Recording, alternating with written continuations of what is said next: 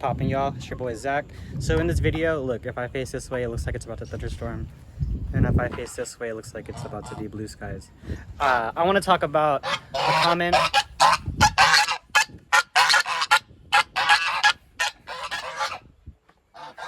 Let me go stand over here. So bruh asked me, I know that I've been mowing for a long time, have I ever considered hiring workers and helpers?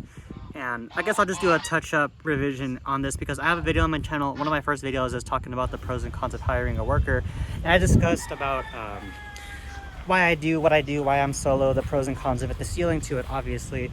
And I guess I'll just touch up on it right now. And I wanted to make a video a couple days ago after my 30-day challenge, but I honestly got kind of sick, but I'm finally feeling better now. So back in Costa Rica, seeing my wife out here on the farm. When it comes to workers, there's nothing wrong with it. I think that, let me sit down. Come puppy you. When it comes to having workers, obviously, ideally, everybody will want to have a business where they could have people doing the work for them, right? They want to have a business where they could just sit in the office and they could have workers, subcontractors, employees doing the hard work for them. Ideally, right? And I've tried to have workers. I first had my friends helping me. Then I had workers from Craigslist helping me. Then I even had my parents' workers helping me from their lawn or from their tree business. I had their workers come help me do my lawns. And ultimately, none of it was sustainable. Is that to say that I'm a failure and I wasn't able to do my dream? No, because look, I'm still like, I'm in like the most dreamy place, best place I could ever have asked for. And I still do all the work by myself. I still do my solo lawn care by myself. And I was even able to build a separate online business, my Make Money Mowing online course, solo too. It's all been solo dolo. And of course, yeah, there's a ceiling to it. You can't work when you're sick. I mean, you could, but it just sucks. And you can't work.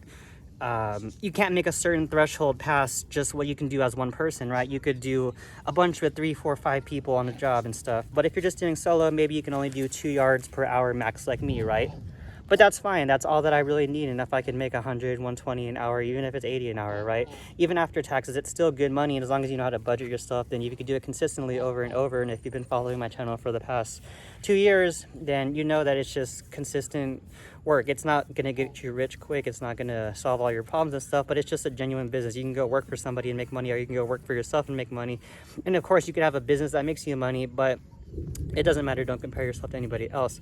But without me ranting, I'm probably still not going to have any workers anytime soon for my lawn care business because I do make money mowing and it just takes up a lot of my brain power. If I was 100% only lawn care and I was getting older, because right now I'm about to be 29 on September 4th, that's my birthday, then I would honestly probably start considering, okay, maybe I could start working alongside having some workers and stuff.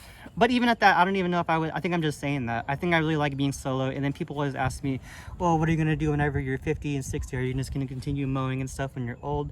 And whenever people tell me that, it's like, I don't know. You're thinking about my future more than, like, harder than I am. Of course, like, if it comes down to it, your body can only do so much, but I'll still work until I can't even, I'll work until the wheels fall off, and I'll continue mowing these yards. And if you lived where I lived, you would see there's like 50, 60-year-olds doing these yards and stuff sometimes. Not saying that it's ideal, but I think if you're already having your own business right now at the age of 20, 30, even if you're 15, if you have your own business, if you're still in business by the time you're 50 and you haven't found another way to make money that's not using your body, then I think there's a giant problem there. And I would be surprised if you got that far without ever leveling up and finding a new way to make money, just like I did with my course and stuff, right? There's just different ways you can go about it. You could scale your business up, you could have more workers, you could build a horizontal business, you could film your videos and post on YouTube and get paid by the views on your lawn care transformation videos, like I've done it a couple of times.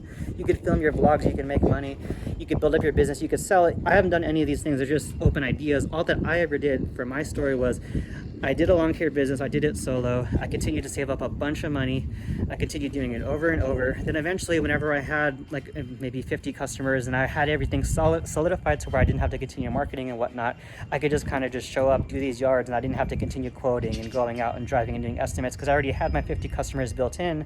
I was able to open up some mental bandwidth to where I could start a YouTube channel. Then I started a YouTube channel showing the lawns that I've been doing for these past couple of years.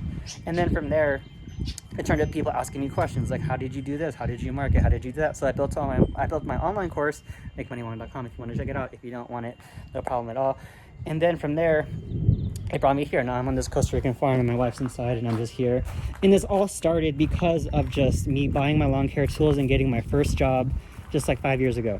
I just did my first yard, and then I had 1 customer, then I had 2 customers, then I had 3 customers, and then fast forward, now I just have a peacock and a turkey walking around my yard. So all that being said, your story might be completely different than mine, and I highly doubt you're going to build a lawn care business for 5 years and then build a YouTube channel and then make a course and stuff. So I'm not telling you to do what I'm doing, but I'm just sharing how I did it, so maybe it can give you some inspiration to go about it in as many ways as you want to, right? It's just business at the end of the day. And for those people who ask, am I going to mow till I'm 60? I don't know. I might. I don't have a problem with it. I feel like I'm in great shape. But I think if I'm going to be in business by the time I'm 60, I'm pretty sure I will have created a million and other ways how to make money besides just mowing. In fact, I have my lawn care income, I have my online course and my mentoring income, I have my Google AdSense revenue from my YouTube channel. I think that's 3 incomes, right? So it's not 7, it's not the perfect number of millionaires, but I'm getting there, right? So just showing that you guys can do it too. I'm just some awkward, weird, introverted dude from San Antonio. Started a lawn care business, kept at it. Whenever it was hard, I kept going. Whenever I didn't know how to market, I didn't just sit there and just like beat my own ass just thinking like, what do I do? I was like, no, I need to figure out how to market. I passed out more cards. I figured out more methods. I made my Craigslist ads better. I got more Google reviews. I did more and more stuff. I never sat still, and I just want you guys to know that that's how I did it, so you could do it too. But I think I totally got off track of the question. Am I ever going to have workers again? I mean, I might experiment with it in the future, and if I can give you some knowledge from what I've learned talking to people who have had businesses with workers and stuff, they say that, say if you're going to build up from the ground with 0 customers and $0, if you just want to have a worker on day 1, I think it'd be a little bit harder. I think it's better to start solo, build up a roster of 20, 30, 40, 50 customers, maybe get your revenue up to 3, 4, 5, 6,000 a month. And by doing that, the customer is always going to be expecting your perfect work, because nobody's going to do as good of a job as you do as the owner, right? So whenever you have that leeway, whenever you have, say, 30, 40 customers, you have 3, 4, 5,000 coming in a month, then you can start experimenting having a worker to do some of the work. And then from there, you can train the worker, and then you could maybe go and have 2 workers, right? And then you could take yourself out of the field. And the main point is those workers aren't going to do as good of a job as you do. They're not going to remember all the little details and stuff, but that's okay. So say if you have, let's just make it an even number now. Let's go up to 100 customers. If you have 100 customers, you have 2 workers out there now doing the work instead of you. These maybe 10% of the customers might not be happy. They might not like how it's not the same work as yours. It's not as perfect and stuff. So they might not like it, and they might let you go, or they might basically fire you, right? That's okay. You eat that because you have the other 90 customers that you can still work and focus on, and you can build up and you can replace those customers. And I think that's just the name of the business. If you have workers and stuff, tell me if I'm right or wrong, but I think the whole point is you can eat that little cushion of it's not perfect, but you have enough customers to well round off the edges, and then you just keep building up from there. So it's not going to be perfect, but you don't have to be perfect.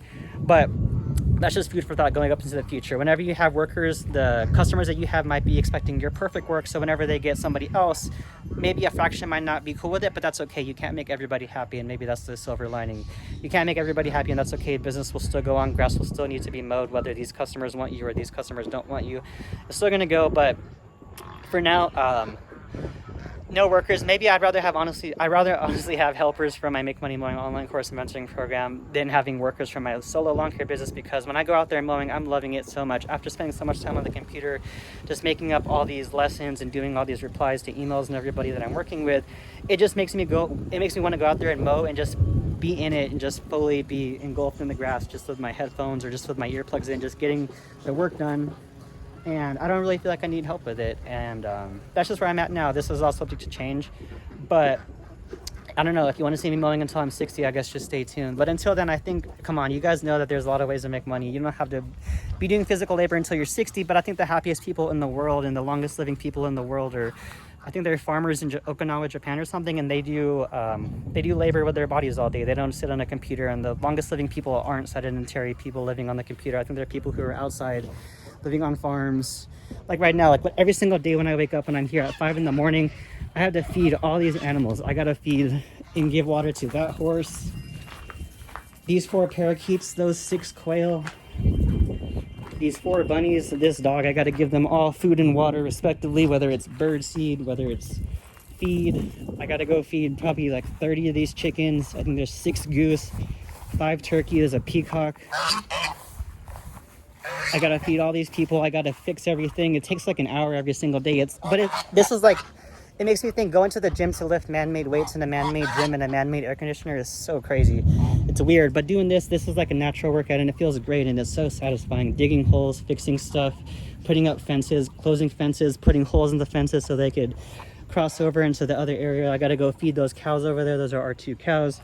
I also got Gochi and the sheep. Gochi! Bah! Gochi!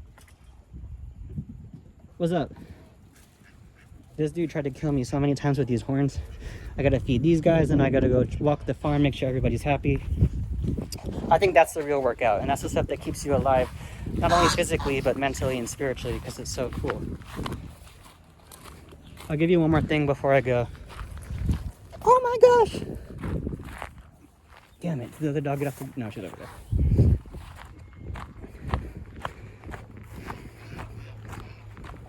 I'll show you one more thing before I go.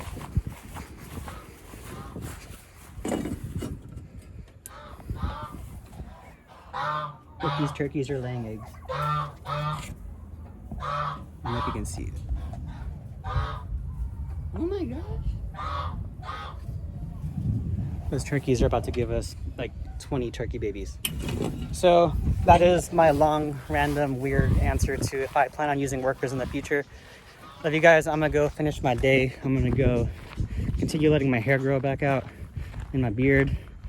I'm gonna go back to my wife, maybe go buy some baby ducks, and that is my life right now. So love you guys. See you soon.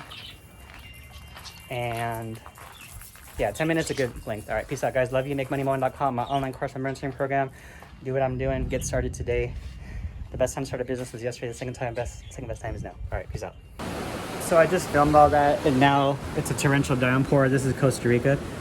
But also, for those of you who are wondering, how do I keep coming to Costa Rica? Basically, I've morphed my schedule into this kind of crazy temporary firefighter-like schedule where I put all my mowing into 1 week, and then the second week I have it all off, and the next week I have all my work, and then the next week I have it all off. So I can plan what weeks I'll be off, and then every 6 weeks I come here to Costa Rica to be with my wife until she can come to America. And honestly, if you want to do this, I don't know if I recommend it. I'm not flexing. This is really stressful. It's super expensive. But this is what I'm doing for my marriage, so I can get my wife to America because I love her, and because if you guys think I'm cool, she's way cooler than me.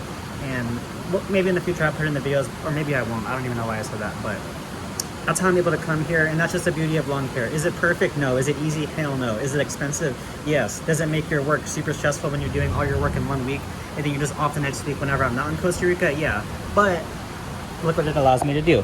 To make these videos, be here, and still have my lawn care customers when I go back on Wednesday the 17th. So yeah, so lawn care is awesome just like that. Take it as you will. Get it done, and I hope you enjoy it. I'll see you in the next one. I'm going to upload this baby right now. There's my office view of my duck pond, and remember, it all started with lawn care. Boom. Peace out, y'all. Love you. See you in the next one. Let me know what you want to see next.